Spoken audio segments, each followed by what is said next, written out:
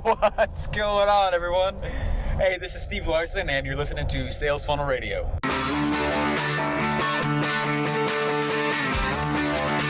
Welcome to Sales Funnel Radio, where you'll learn marketing strategies to grow your online business using today's best internet sales funnels.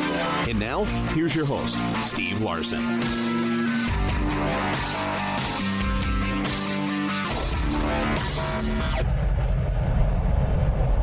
All right, so I got off an airplane. I left the airplane, walked off the tarmac. We started walking through the terminal, and I get over to the car rental place, and they're like, Mr. Larsen. And I was like, yes. And they go, for $30 more, would you like to drive our brand new Ford Mustang for the next 3 days? And I said, yes. Anyways, I'm just sitting in a brand new Ford Mustang, and usually I'm not a car guy, and usually I'm not actually even a Mustang guy, but these new ones, the new models, look pretty sick. And it drives like a dream. It's amazing. This is not a Ford Mustang promo. I'm just saying, they got these like seat warmers. These have seat coolers, and I couldn't figure out forever how to turn off the seat cooler. It was on full blast. My butt was so freaking cold. Anyways, I did not start this podcast to tell you guys that. I don't know why I just said that, but anyways, I've been over at a little email conference, email copywriting conference, and had a lot of message to market match stuff, and I mean super nerdy stuff, right? If you're not into this world at all, but it's been really helpful. I've been hanging out with Travis Sago, and met a lot of cool guys. Been over at Travis's house the last couple days, and he's been teaching us kind of some of the deep, dark secrets of email copywriting, and how to get more opens, and how to get more clicks when they open, and how to, retainability and deliverability rates. And anyways, it's like, that's like brain candy for guys like me. Absolutely love it. Super fun. Really enjoyed it. But yesterday, I was sitting there, and we'd kind of ended, and we're all sitting there still though, and there's only like 5 or 6 of us. There's a small, kind of intimate group, so we could ask questions and get better. And he's like, what do you guys need? I've been talking a lot, but like, what are some more of your questions also, from what we're talking about? And everyone kind of went through, and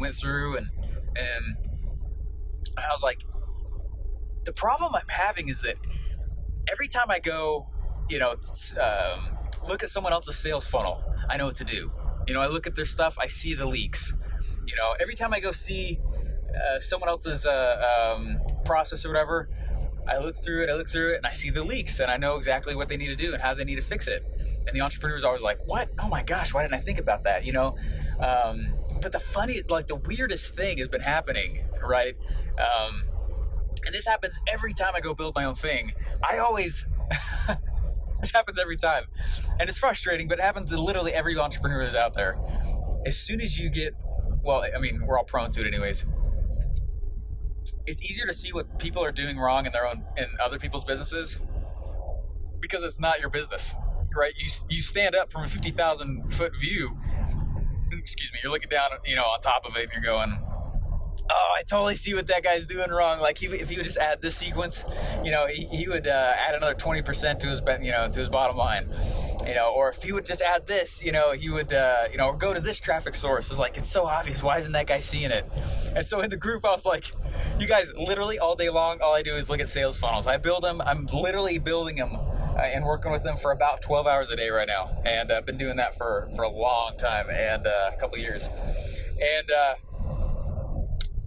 was like, the problem I'm having is that I don't know where to go next, which is the weirdest feeling, because I always know where to go next when I'm looking at other people's things. Now that it's in front of my face, literally, there's so many decisions. You're wading through all these things, decision after decision. And it's not that the decision making is hard. It's like, what's the ramification from this one? And if I go down this path, does that mean I'm giving up this other path? And I only have so much time in the day, and I don't want to sabotage what I'm doing over here. And I mean, for me, it's overload, right? Because I don't know, I'm probably a little bit weird like that, but my brain just goes all over the place, and I don't know what to do sometimes, right? And I'm sure you guys have felt that way. And so I told everyone in the group, I was like, I'm learning right now. Not that I haven't known that before, but I guess I'm relearning it. The importance of having a coach, right? Someone that just looks at your stuff and says, all right, you got to just, I know you're so close to it, you can't see everything that I can because you're making the decisions day to day, you know, and that's just how it is, and that's fine. Never feel bad that you're in that situation, you know, because I've been in that situation a lot, but it's like, so that's the first thing you realize. Number one, my progress just went through the roof as soon as I got a coach. All right. And they're like, hey, here's some strategies you can do to cut the noise down. Here's some things you can do to, and it's really interesting, right? Really fascinating. And I was like, oh, that's so true. Like, I would have said it to somebody else. Why didn't I think about that? You know, it's because you're so close to the project. You know, there's all these things you're not just making decisions, you're managing, and you only have so much mental shelf space right before your head starts to get all jacked up, and you'll make stupid decisions, right? And no matter how much of a boss you think you are, everyone's prone to that. So, anyways, so that's the first thing. And, hey, sorry, by the way, if the sound's a little bit different. Usually I record on a really nice mic so that the sound quality is awesome, but I am driving back to the airport to fly home, and I thought this would be a good time for me to do this. So, okay, so anyways, that's the first one. Number one, to clear away the noise, you've got to get a coach. Which leads me to the second point, right? So the scenario is, hey, I've been going through and been listening to what the coach is saying. I'm fixing my business, fixing my life. And you should get a coach for really every aspect of your life if you can. I certainly have several mentors in one space, right? And I ask all of them the same question, and I'll get this different takes from every single one of them. But after a while, a story, right, a flavor starts to come out. I'm like, oh, okay, this is kind of where they're all saying I should go. And where my gut is saying I should go, and you know, hopefully they match up and I start moving forward. So, but after a while, you know, sometimes the apprentice can become like the master, right? And so what do you do then? What do you do then? How do you keep the progress going, and how do you keep fast, ridiculous speed, right? It's all about producing results as quickly as possible. That doesn't mean you have to do it. You're right. You just orchestrate it. So it's more of like a brass tacks kind of episode also. But so here's the second step. First step, you have to get a coach. And the second step, be a coach. Holy crap, I learned so much stuff. I remember I first started mentoring people in their own business, actually when I was in college, and I was conscious about my age, and I was like, I'm still in college. Like, if these guys know that I'm in college and I'm mentoring and teaching what they should do in their business, maybe they'll discredit me. You know, it was like all these woes. You know, am I qualified? Is somebody gonna come through and give me a certification to be a coach? Like, you don't need any of that crap anyways.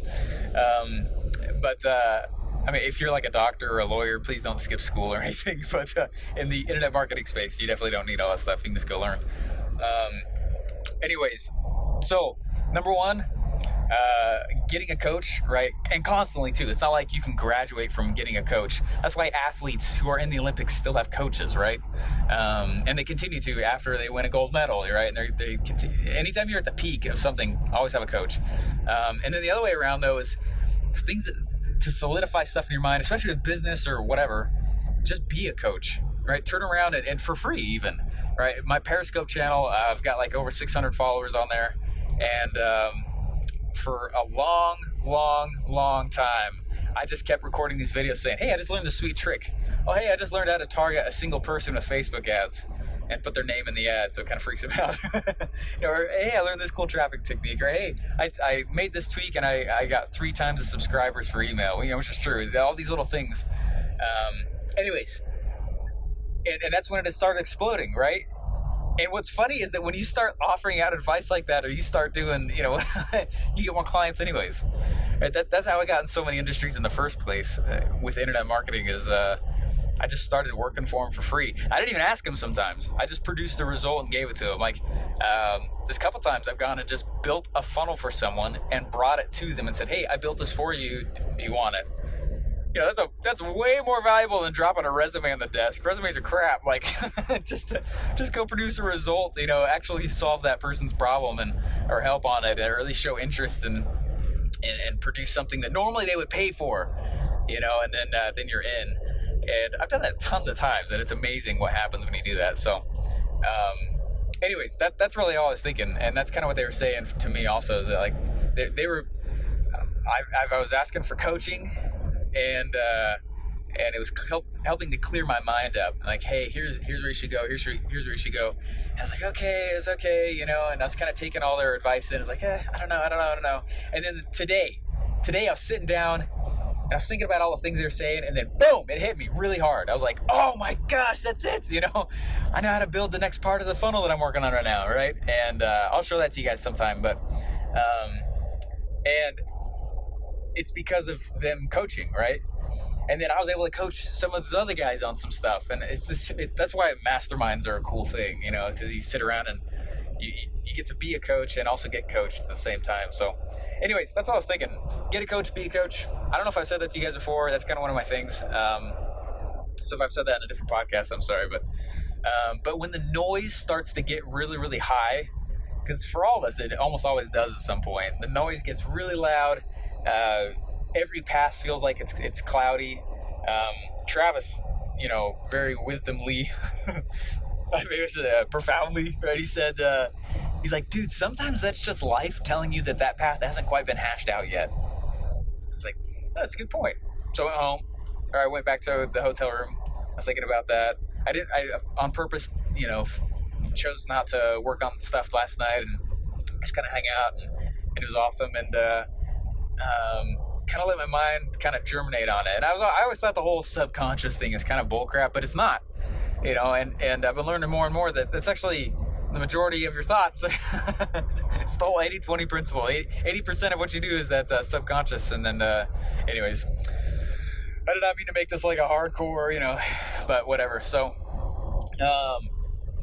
we were telling these different stories, and putting it into email, right? And I was talking about how, you know, sometimes, you know, with your programmer or your developers or certain members of your team or things that are cankering on you, you got to get rid of them, right?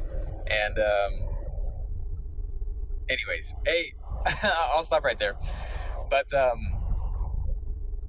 want you guys to know that if you guys want me to coach at all, this isn't like I'm not like hard pitching you at all, but I get an average of 1 to 2 requests per day for me just to look at their funnels. I got to go do it again here soon also. Someone just sent me their email address and they're like, hey, just check it out.